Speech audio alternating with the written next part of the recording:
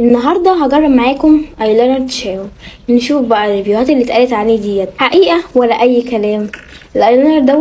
الايلاينر ده انا لسه جايباه امبارح ب65 جنيه. تعالوا بقى نجربه مع بعض ونشوفه بقى.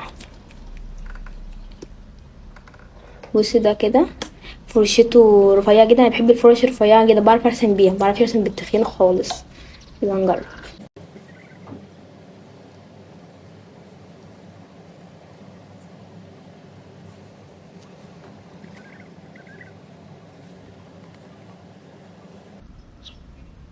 ايه الجمدان ده، تحفه، جميل قوي.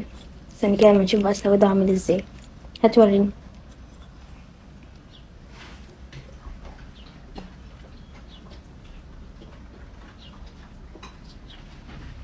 سواده حلو كده، اللي هو سواد الفحم. انا بحب اوي الايلاينر اللي هو سواده عامل زي سواد الفحم، ما بحبش انا الايلاينر البلاستيك بتشوفيه كده تحسي بلمعه كده، لا فظيع.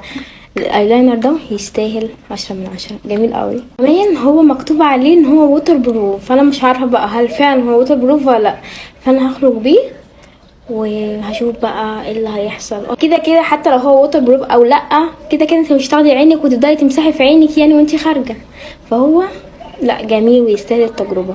هاتوه وهيعجبكم جدا. حلو الرسمه. انا رسمت عين واحده لان العين ديت بتطلع عيني، عقبال ما اعرف اظبطها ازاي العين دي.